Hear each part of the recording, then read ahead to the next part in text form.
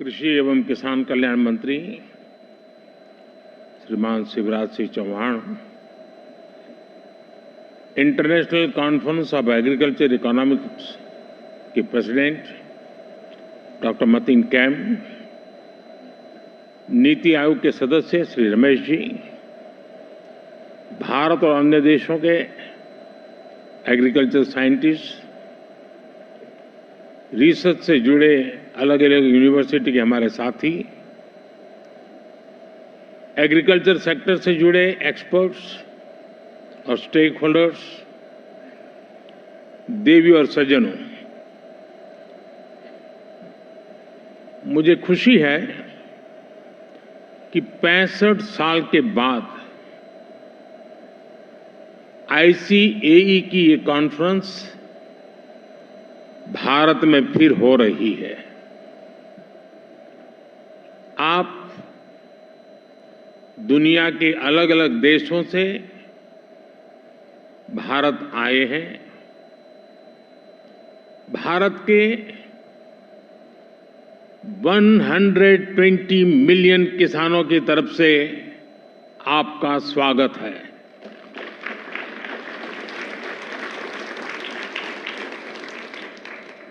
भारत की 30 मिलियन से ज्यादा महिला किसानों की तरफ से आपका स्वागत है। देश के 30 मिलियन फिशरमैन की तरफ से आपका स्वागत है। देश के 80 मिलियन से ज्यादा पशुपालकों की तरफ से आपका स्वागत है। आप आज उस देश में हैं जहां 550 मिलियन पशु है। कृषि प्रधान देश भारत में, जीव प्रेमी भारत में आपका स्वागत है, अभिनंदन है। फ्रेंड्स,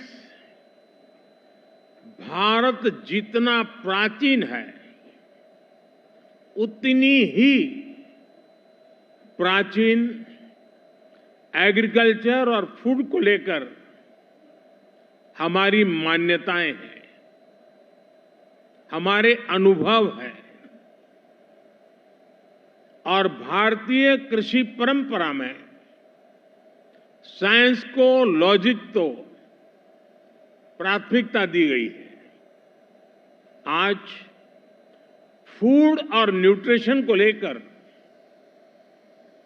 इतनी चिंता दुनिया में हो रही है, लेकिन हजारों साल पहले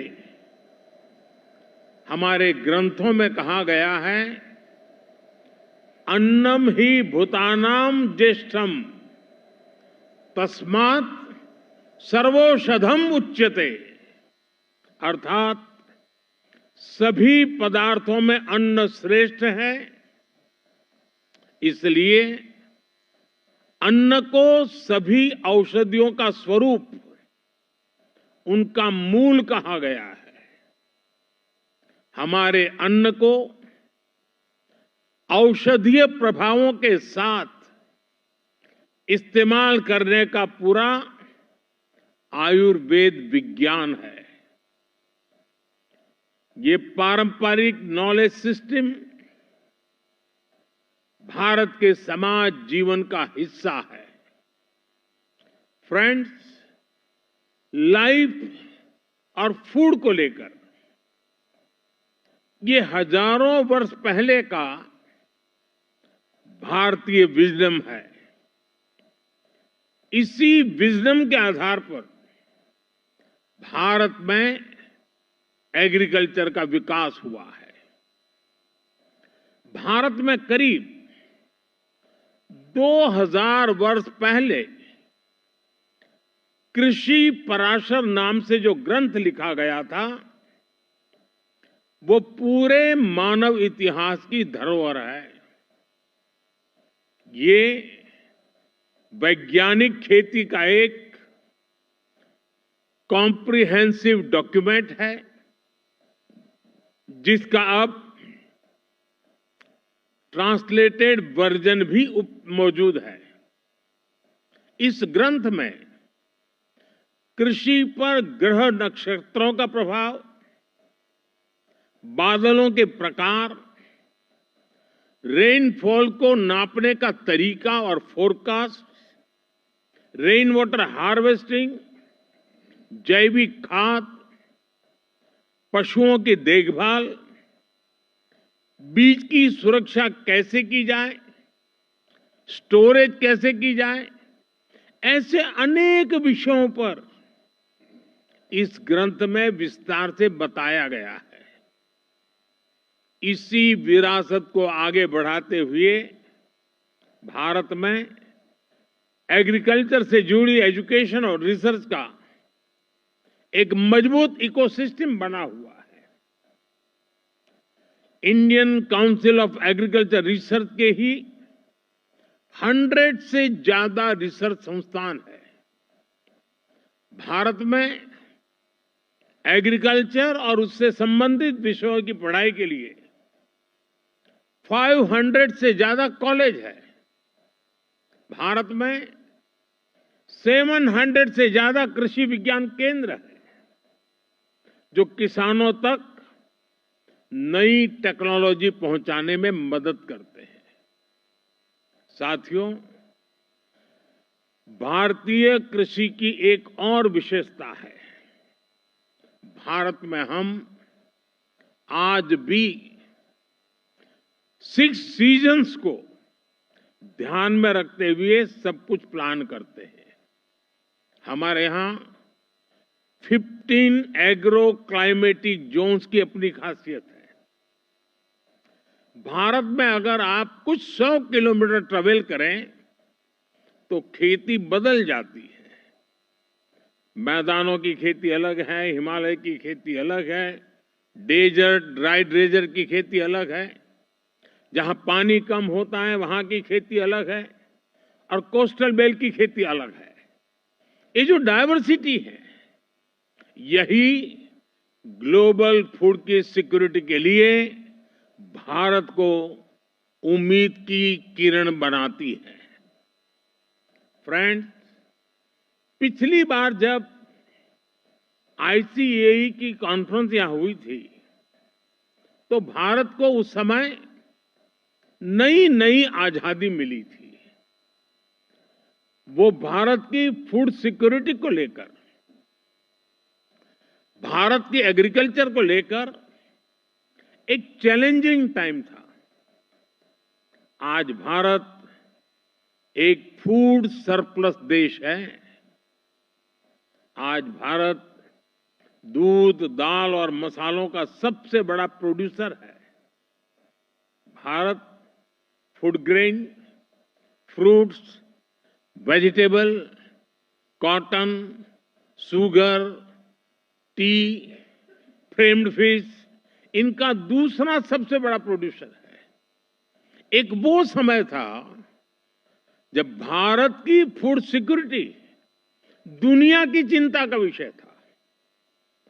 एक आज का समय है जब Bharat global food security, global nutrition security, इसके सॉल्यूशन देने में जुटा है।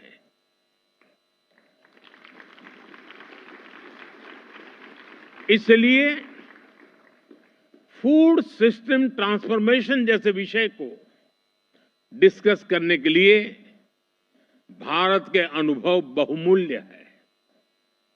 इसका बहुत बड़ा लाभ विशेषकर ग्लोबल साउथ को मिलना तय है।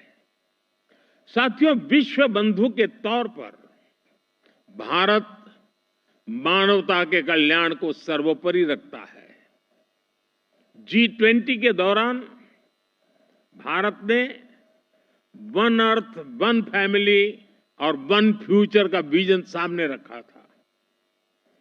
भारत ने एनवायरनमेंट को बचाने के लिए लाइफस्टाइल यानी मिशन लाइफ का भी मंत्र दिया।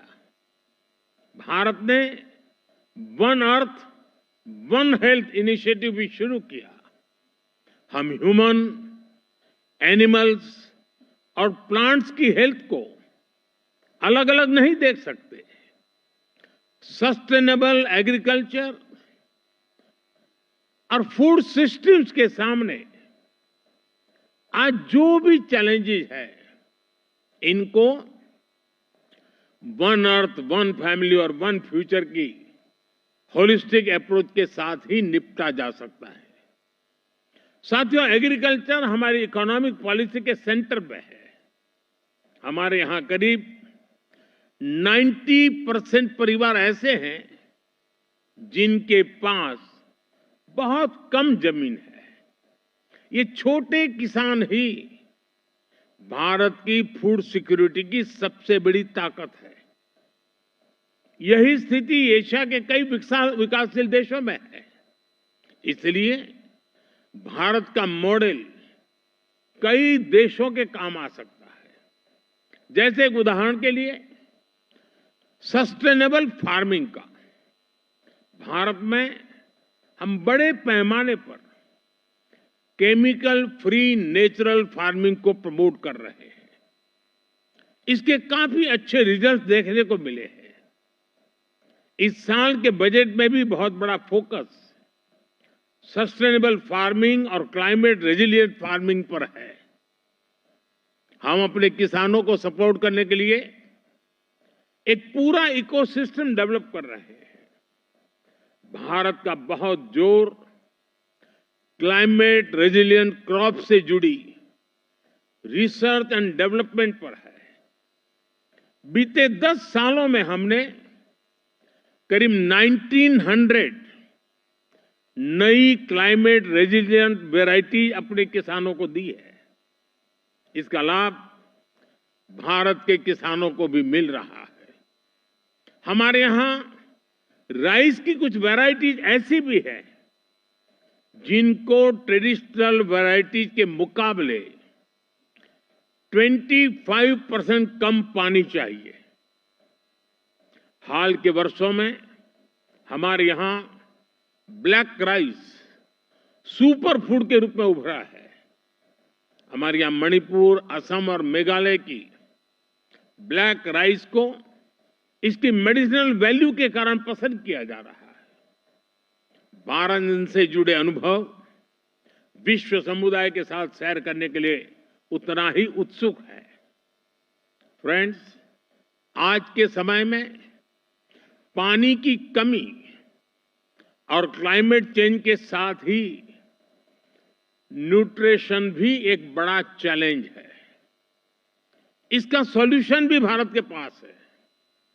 भारत मिलेट्स का दुनिया का सबसे बड़ा प्रोड्यूसर है, जिन्हें दुनिया सुपर फूड कहती है, और उसे हमने श्री अन्न की पहचान दी है। ये मिनिमम वाटर मैक्सिमम प्रोडक्शन के सिद्धांत पर चलते हैं। भारत के अलग अलग super foods global nutrition problem को एड्रेस करने में बड़ी भूमिका निभा सकते हैं। भारत अपने सुपर फूड की इस बास्केट को दुनिया के साथ साझा करना चाहता है। साथ ही भारत की पहल पर पिछले साल पूरे विश्व ने इंटरनेशनल मिलेट ईयर मनाया है।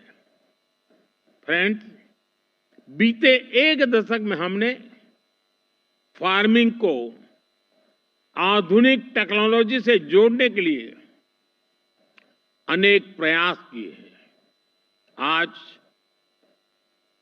एक किसान सॉइल हेल्थ कार्ड्स की मदद से ये जान सकता है कि उसे क्या उगाना है। वो सोलर पावर की मदद से पंप चलाता है और वेस्टलैंड में सोलर फार्मिंग से भी कमाता है। वो ई-नैम यानी भारत के डिजिटल एग्रीकल्चर मार्केट के द्वारा अपनी पैदावार को बेच सकता है। वो किसान क्रेडिट कार्ड का उपयोग करता है। वो प्रधानमंत्री फसल बीमा योजना के माध्यम से अपनी फसलों की सुरक्षा सुनिश्चित करता है। किसानों से लेकर एग्री टेक स्टार्टअप्स तक, नेचुरल फार्मिंग से लेकर के फार्म स्टे और फार्म टू टेबल की व्यवस्था तक, भारत में कृषि और उससे जुड़े सेक्टर्स लगातार फॉर्मलाइज हो रहे हैं। पिछले 10 वर्षों में ही 90 लाख हेक्टेयर खेती को हमने माइक्रो इरिगेशन से जोड़ा है। हमारे इथेनॉल ब्लेंडिंग प्रोग्राम से भी खेती और एनवायरनमेंट दोनों को लाभ हो रहा है। हम पेट्रोल में 20% इथेनॉल ब्लेंडिंग के टारगेट की तरफ तेजी से आगे बढ़ रहे हैं। साथियों, भारत में हम एग्रीकल्चर सेक्टर में डिजिटल टेक्नोलॉजी का भरपूर इस्तेमाल कर रहे हैं। पीएम किसान सम्मान निधि के माध्यम से एक क्लिक पर 10 करोड़ किसानों के बैंक खाते में 30 सेकंड में पैसे ट्रांसफर हो जाते हैं। हम डिजिटल क्रॉप सर्वे के लिए डिजिटल पब्लिक इंफ्रास्ट्रक्चर बना रहे हैं। हमारे किसानों को रियल टाइम इंफॉर्मेशन मिलेगी और वो डेटा ड्रिवन डिसीजन ले सकेंगे। हमारी इस पहल से करोड़ों किसानों को फायदा होगा, उनकी आर्थिक स्थिति और बेहतर होगी। सरकार लैंड के डिजिटलाइजेशन का भी बहुत बड़ा अभियान चला रही है। किसानों को उनकी लैंड का एक डिजिटल आइडेंटिफिकेशन नंबर भी दिया जाएगा। ड्रोन का उपयोग भी खेती में बहुत तेजी से प्रमोट हम कर रहे हैं। ड्रोन से होने वाली खेती की कमान महिलाओं को, हमारी ड्रोन दीदियों को दी जा रही है। ये जो भी कदम है, इनसे भारत के किसानों का तो फायदा हो गया ही, इससे ग्लोबल फूड सिक्योरिटी को भी ताकत मिलेगी। फ्रेंड्स, आने वाले 5 दिनों में आप सभी यहां खुलकर चर्चा करने वाले हैं। यहां मैं बड़ी संख्या में महिलाओं की भागीदारी, युवाओं की भागीदारी देखकर अधिक प्रसन्न हो रहा हूं। आपके आइडियाज पर सबकी नजर रहेगी। मैं आशा करता हूं कि इस कॉन्फ्रेंस से हम दुनिया को सस्टेनेबल एग्री फूड सिस्टम से जोड़ने के रास्ते खोज सकेंगे। हम एक दूसरे से सीखेंगे भी और एक दूसरे को सिखाएंगे भी। साथियों, आप कृषि जगत से जुड़े हुए लोग हैं, तो एक और जानकारी आपके सामने रखना मुझे बड़ा मन करता है। मुझे पता नहीं है दुनिया में कहीं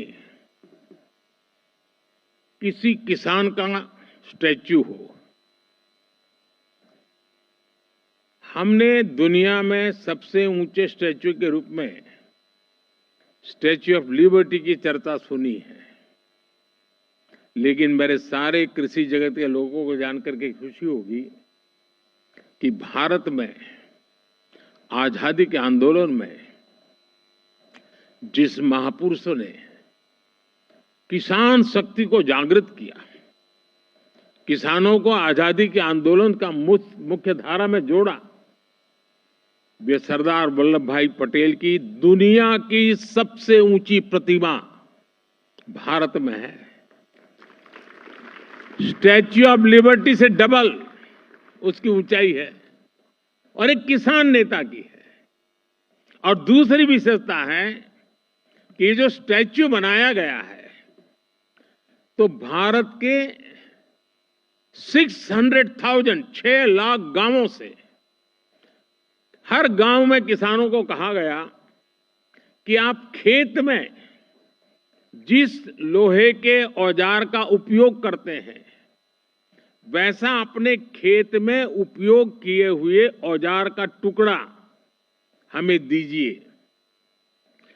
6 लाख गांवों से खेतों में उपयोग किया गया लोहे का औजार लाया गया, उसको मेल्ट किया गया और दुनिया के सबसे ऊंचे एक किसान नेता के स्टैच्यू के अंदर उस खेत में उपयोग किए औजार का मेल्ट करके लोहा उपयोग किया गया।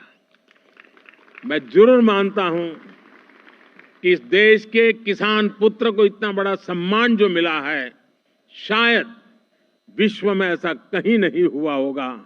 मुझे पक्का विश्वास है आज यहां आप आए हैं तो जरूर स्टैच्यू ऑफ यूनिटी, विश्व का सबसे ऊंचा ये स्टैच्यू देखने के लिए आप आकर्षित होंगे। मैं एक बार फिर आप सभी को बहुत बहुत शुभकामनाएं देता हूं। धन्यवाद।